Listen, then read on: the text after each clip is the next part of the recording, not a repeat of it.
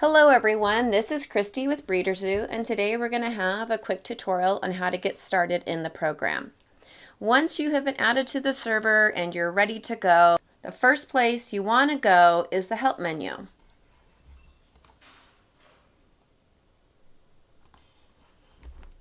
Here you'll find the simple start instructions.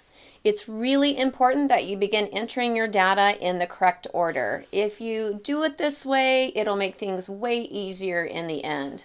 So the first place you want to go is to the Customize menu and enter your company info right there under company info, and also add your general logo and your receipt and invoice logo. Both are equally important, so please be sure that you add both.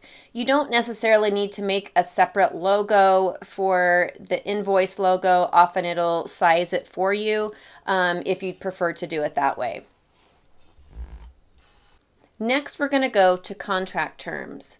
This is where you can add custom contract terms. All you need to do is copy and paste your contract, the body of the contract, into the contract term section below.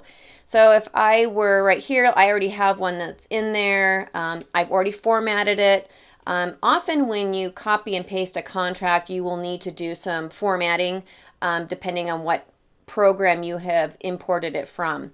So if I were to quickly add a contract, and let's say this is going to be health guarantee number 2. Oops, that didn't work, but that's okay. That's good enough.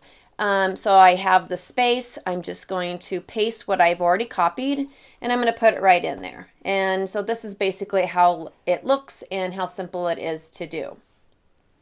Next is the report and contract options. All I really want you to focus on today is choosing a report color. We're going to skip over litter auto reminder for now. We will revisit that in a different tutorial. And we are now going to go to dog puppy libraries. This is probably one of the most important things that you need to take care of before you really get started. This is the place where you create custom lists for drop-down menus in various entry fields in the program. So it's important that you have this fairly completed before you start entering your contacts in dogs. The same goes for financial libraries. This again is part of a drop-down menu system that is in various fields in the program. If you choose not to do this first, you're going to run into continually going back and forth and adding. So please take the time to do that in the beginning. Now we're going to visit contacts. After you visited Customize, be sure that you add your contacts first before you add your dogs. Everything in BreederZoo is intertwined and one thing connects to another. Add yourself first, and then you can go on adding your different contacts. Now to add a contact, all you do is click the green button, and we're gonna just put the first name there, and we'll just make the last name last, and you save, and now it's created a new contact. It's given it its own ID, and you can continue adding in street, city, state, all the other information that you need. Now going on to the dog section, which is where a lot of people get excited about because that's the base of their program. People love to build their pedigrees, and this is where all of that is going to happen. Adding your dogs in goes very, very fast. I added my own dogs in. Of course, this is not my real database. I have way more than 59 dogs in the pedigrees, but it really doesn't take that long. So all you do is go to the little green X, and to add a dog, you just click on that. And then I'm going to enter the dog's registered name. And I'm just going to make this Great Kennel Sally. And pretty much it's that simple. And then from there, you always need to add the gender. That is required when you've entered a dog, and it's a safety precaution when you enter the pedigree section.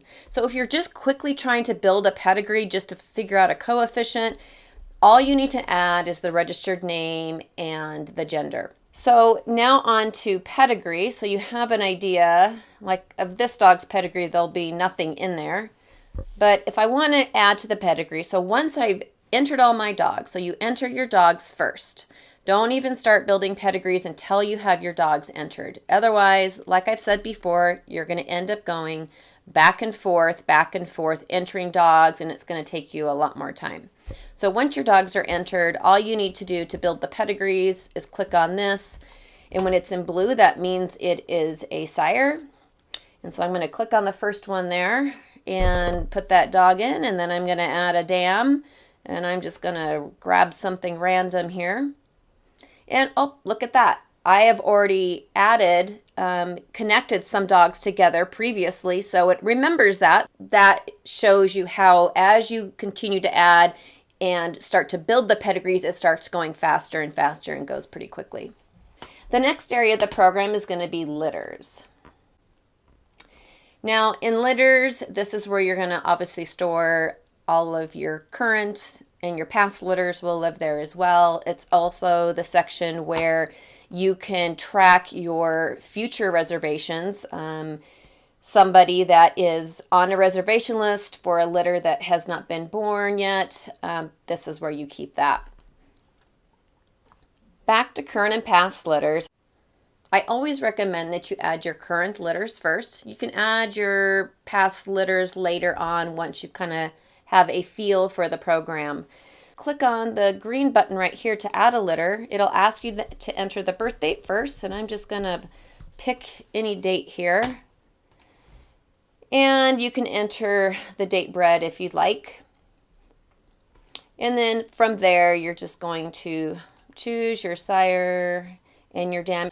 Choose your breed, and you always need to put a litter ID. That is your litter identifier. It is what matches those two parents to that particular puppy, and it will show up also on the puppy form. But how I do it is I add either the call name or part of the dam's breeding name. So I'm just going to put Buttercup, and it already has put that in there for me. And this is 2018, so I'm going to put Buttercup 18. Next, you're going to be on to adding puppies. So you're going to click on the little plus puppy sign here, and it's going to take you to the puppy form. And this is where you're going to add all the puppies that are in the litter.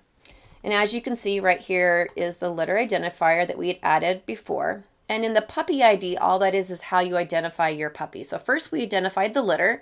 Now we're identifying the puppies. So most of us put collars on our puppies with different colors. So I'm going to make this red. So that is Buttercup 18's red puppy.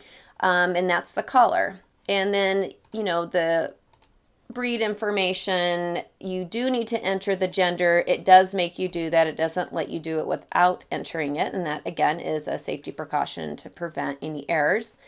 And there you go. So now the first puppy is entered. And as you can see over here, we have identified the litter this puppy is from, and that this is red puppy in Buttercup 18's litter.